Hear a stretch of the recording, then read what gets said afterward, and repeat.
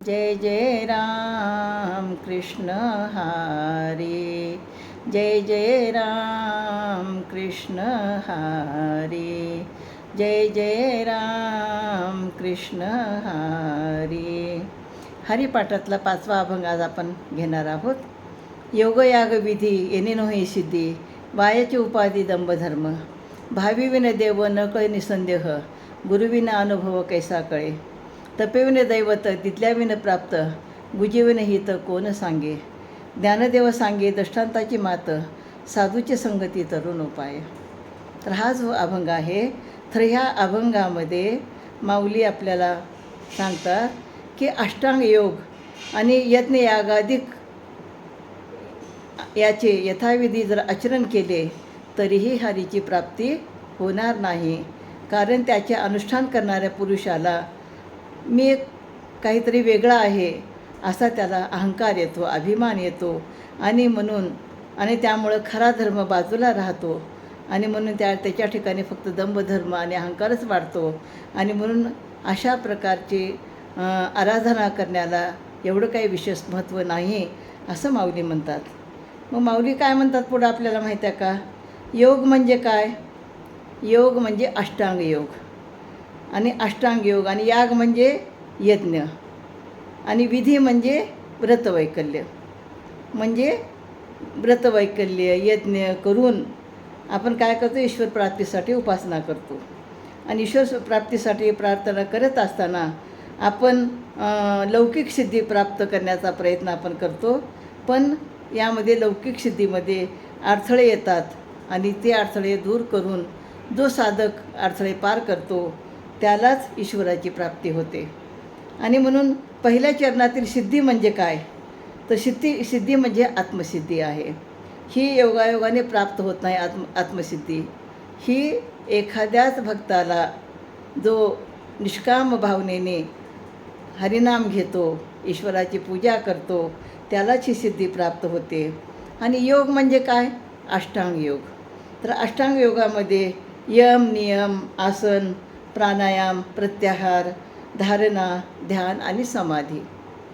तर या ठिकाणी माऊलीने काय घेतलं आहे? फक्त सुरुवातीचं म्हणजे योग जे आहे त्याबद्दल घेतलेलं आहे त्यांनी, बरं का. तर त्याच्यामध्ये माऊली काय म्हणतात माहिती आहे का? की आजकाल आपण काय करतो? आसन करतो, प्राणायाम करतो, बरं का. अष्टांग योगामधले सगळंच आपण नाही करत. आसन प्राणायाम का करतो? की आपलं आरोग्य चांगलं राहावं, आपली प्रकृती चांगली राहावी, आपलं स्वास्थ्य चांगलं राहावं आणि म्हणून करतो. पण आपल्याला समाधी अवस्थेमध्ये गेल्यानंतरच ईश्वराची प्राप्ती होते, आत्मसाक्षात्कार होतो. पण समाधीपर्यंत आपण जातच नाही, फक्त योगापुरतंच आपण मर्यादित राहतो. आणि त्यानंतर याग म्हणजे काय? याग म्हणजे यज्ञ. म्हणजे पूर्वीच्या काळामध्ये राजे महाराजे यज्ञ करायचे, राजस्व यज्ञ करायचे. जसं राजस्व यज्ञ करून दुसऱ्या राज्यालासुद्धा आपल्या राज्यामध्ये सामील करून घेणं किंवा आपल्या इच्छापूर्तीसाठी पुत्रप्राप्तीसाठी यज्ञ करत असत. आणि आजकालही काही लोक यज्ञ जे करतात ते आपल्या ज्या इच्छा आहेत त्या इच्छा पूर्ण करण्यासाठी यज्ञ करतात, धनप्राप्तीसाठी यज्ञ करतात आणि त्यातून ते आपल्या सामाजिक ज्या इच्छा आहेत, सामाजिक ज्या कामना आहेत त्या सामाजिक कामना त्या पूर्ण करतात. मग सामाजिक कामना पूर्ण केल्यानंतर काय होतं? अरे मला तर सगळं मिळालं म्हणून तो काय करतो? संसारामध्ये रमतो आणि संसारामध्ये रमतो आणि ईश्वराचं नामस्मरण घेत नाही, तो ईश्वराला विसरतो. तर यामध्ये तिसरा भाग आहे विधी. योगाबद्दल आपण पाहिलं, यागाबद्दल पाहिलं. आता तिसरं जे आहे विधी म्हणजे विविध प्रकारचे व्रतवैकल्य.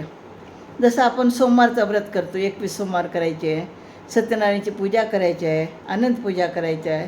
असे व्रतवैकल्य आपण निष्ठेने करतो आणि त्यामुळं आपल्याला आपल्या सामाजिक ज्या कामना आहेत, सांसारिक ज्या कामना आहेत त्या पूर्ण होतात आणि त्यामुळं त्या व्यक्ती परत संसारामध्ये रमतात आणि पण त्याला ईश्वराचा लाभ हा होत नाही. आणि उपासना मार्गाचे आचरण जर केले तर शारीरिक मानसिक कष्ट फार करावे लागतात आणि म्हणून ईश्वर प्राप्तीचे खरे फळ त्याच्या हाती येत नाही. आणि म्हणून ज्ञानदेव म्हणतात वायाची उपाधी दंभधर्म. म्हणजे ज्ञानदेव म्हणतात की तुम्ही दिखावा करण्यासाठी ही पूजा अर्चा करू नका, तुम्ही शांत मनाने नामस्मरण करा. आणि परत माऊली असं म्हणतात की भावी विन भक्ती, भक्ती विन मुक्ती. म्हणजे उत्कट भाव भक्तीद्वारे ईश्वर प्राप्ती होण्यामध्ये शक्य जरी असले तरी ती भक्ती कशी असली पाहिजे, उत्कट भक्ती असली पाहिजे. आणि ती उत्कट भक्ती जर असेल तर ती उत्कट भक्ती सामान्य माणसामध्ये कशी निर्माण होईल. तर सामान्य माणसाला काय वाटतं माहीत आहे का, की ईश्वर आहे, पण ईश्वर आपल्याला कुठे दिसतो, दिसतच नाही ना ईश्वर, असं सामान्य माणसाला वाटत असतं. आणि म्हणून माऊली काय म्हणतात की यासाठी आपल्याला गुरुची आवश्यकता आहे. आपल्या जीवनामध्ये जर गुरु असतील, सद्गुरू जर असतील, तर ते शिष्याला देव कुठं आहे हे ते सांगतात. आणि मग देव कुठं आहे ते सांगत असताना मग ते सांगतात की तो जो ईश्वर आहे, तो जो देव आहे, तो आपल्या हृदयामध्ये चैतन्य रूपाने आहे. आत्मा म्हणजेच आपला देव आहे, आत्मरूपाने देव आहे. याची जाणीव करून हे कोण देतात, गुरु जाणीव करून देतात. या शाश्वत चैतन्य परमेश्वराची अंतःकरणपूर्वक भक्ती करण्यासाठी सुद्धा सांगतात. आणि तेही सांगतात की तुम्हाला खरंच जर भक्ती छान पद्धतीने करायची असेल, आत्मसाक्षात्कार व्हायचा असेल, ईश्वराचं दर्शन करायचं असेल, तर तुम्हाला काय करावं लागेल, तप करावं लागेल, म्हणजे परिश्रम करावं लागेल. आणि तप केल्याशिवाय ईश्वराची प्राप्ती होत नाही. पण ते तप करत असताना आपण समाधी अवस्थेमध्ये जेव्हा जातो तेव्हासुद्धा आपल्याला ईश्वराची प्राप्ती होते. आणि हे केवळ आपल्याला सद्गुरूच मार्गदर्शन करू शकतात. आणि तपेन दैवत दिदल्याविन प्राप्त, गुजेविन हित कोण सांगे. म्हणजे तप केल्यानंतर आपल्याला दैवत प्राप्त होतो, ईश्वर प्राप्त होतो. आणि ह्या हिताच्या गोष्टी आपल्याला कोण सांगणार, आपली गुरु सांगणार. म्हणून आपल्या जीवनामध्ये गुरुचं खूप महत्त्व आहे. म्हणून माऊली सांगतात की ह्या संसाररूपी सागरामध्ये तरुण जाण्यासाठी माणसाला कुणाच्या संगतीमध्ये राहिलं पाहिजे, संताच्या संगतीमध्ये राहिलं पाहिजे. संताच्या संगतीमध्ये जर आपण राहिलात तर ह्या संसाररूपी सागरामध्ये तुम्ही तरुण जाऊ शकाल. आणि ज्ञानदेव या ठिकाणी मग आपला स्वतःचा अनुभव सांगतात. काय सांगतात बघा माऊली, ज्ञानदेव सांगे दृष्टांताची मात. याचा अर्थ ज्ञानदेवानी स्वतःच्या जीवनातील अनुभवाचा दाखला या ठिकाणी दिला आहे. ज्ञानदेव एका अभंगामध्ये म्हणतात की गुरु निवृत्तीनाथ यांच्यामुळंच माझ्या जीवनाचा उद्धार झाला.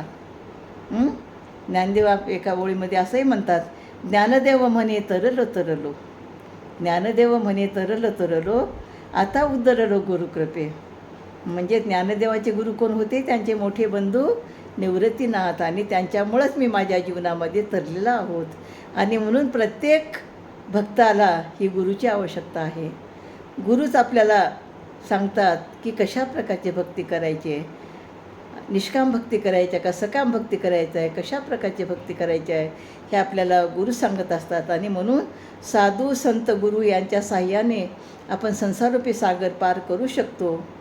आणि आपण सर्व नामधारकांनी संत सद्गुरूचे साह्य घेऊनच आपला उद्धार करूया. आणि आपण आपल्या जीवनाची वाटचाल, आध्यात्मरूपी वाटचाल ही चांगल्या पद्धतीने करूया, असं माऊली आपल्याला सांगतात. आणि माऊलीचा उपदेश खरोखरच आपल्या जीवनामध्ये अंमलामध्ये आणण्यासारखा आहे. आणि म्हणून आपण पुढच्या 6व्या अभंगामध्ये माऊली आणखीन काय म्हणतात ते बघूया. रामकृष्ण हरी.